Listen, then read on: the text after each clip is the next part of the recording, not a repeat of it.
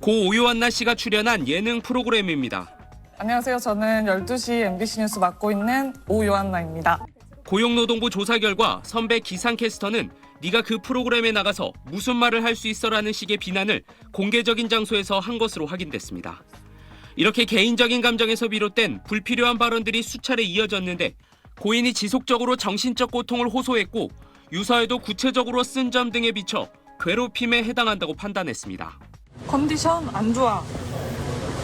요즘 심신미약 상태야. 에이, 피곤해 죽겠네.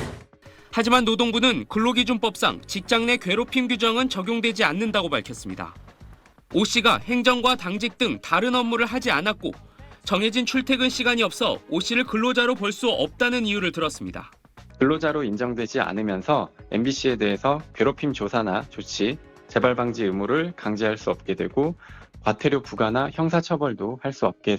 노동부 설문조사에 응한 MBC 직원 252명 가운데 46%는 직장 내 괴롭힘이나 성희롱 피해를 당했거나 주변 동료의 피해 사실을 알고 있다고 답했습니다. 이에 노동부는 조직 문화 전반에 대한 개선 계획서를 MBC에 요구했습니다. 노동부는 또 연장 근로수당 과소 지급 등 총 1억 8,400만 원의 임금 체불과 6건의 노동관계 법령 위반도 적발했습니다. MBC는 고용노동부 특별근로감독 결과를 매우 엄중하게 받아들인다며 관련자에 대해 적절한 조치를 하겠다는 입장을 내놨습니다. SBS 엄민재입니다. 고용노동부 발표 직후 고 오요한나 씨의 어머니는 오열하며 이번 결정으로 딸의 죽음에 명백한 책임이 있는 MBC에 면죄부를 줬다고 비판했습니다. 딸을 죽음으로 이르게 한 직장 내 괴롭힘이 있었다면서 가해자들에게 책임을 묻지 않는 건 말도 안 된다고 주장했습니다. 제발 도와주십시오. 가해자들이 진심으로 사과하고 특히 MBC가 책임질 수 있도록 많은 분들이 함께 해주시면. 노동단체들도 이번 결정이 MBC의 책임을 면제해주는 잘못된 판단이라고 지적했습니다.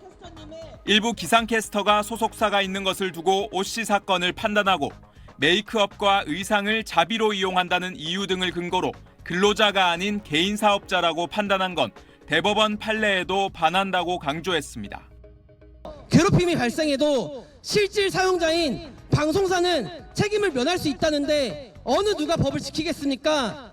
사용자 책임 지우기에 나선 MBC와 이를 장기간 방치하고 심지어 근로감독으로 죄를 면해준 고용노동부는 공범입니다.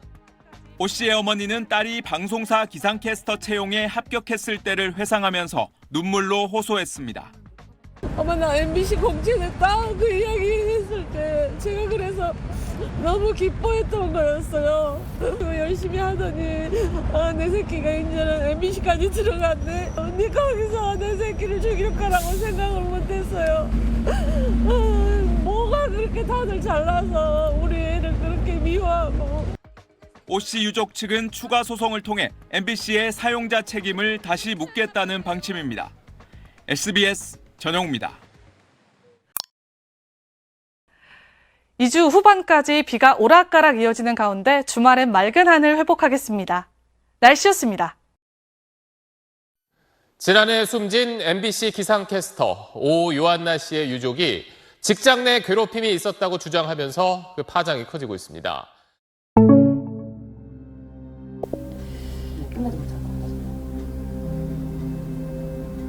직장 내 괴롭힘이 근로기준법에서 정하고 있는 금지된 행위고요. 그런데 근로기준법에 적용을 못 받는 프리랜서다라고 한다면 직장 내 괴롭힘이 발생을 했다고 하더라도 법에 의한 보호를 받지 못하는 한계가 있는 거죠.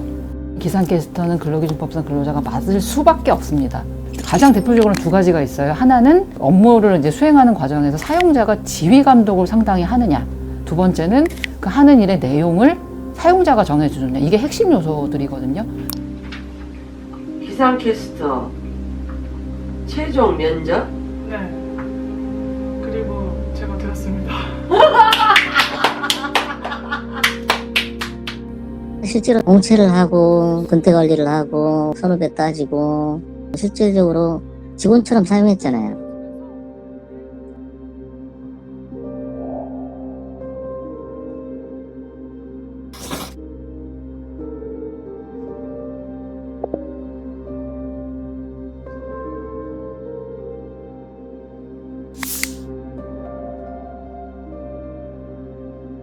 어떤 사람이 사용자를 위해서 일을 하다가 이 사업장에서 괴롭힘을 당했고 사망에 이르렀어요.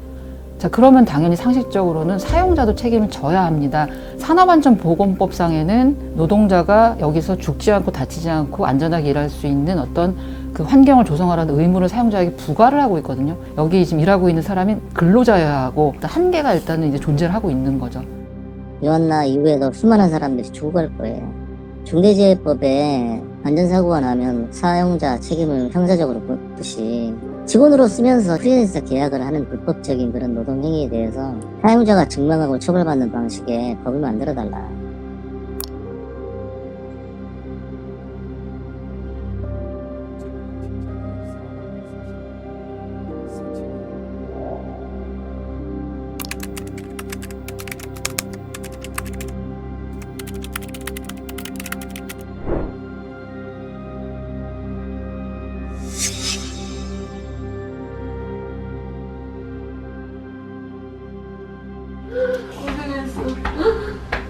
고생했어.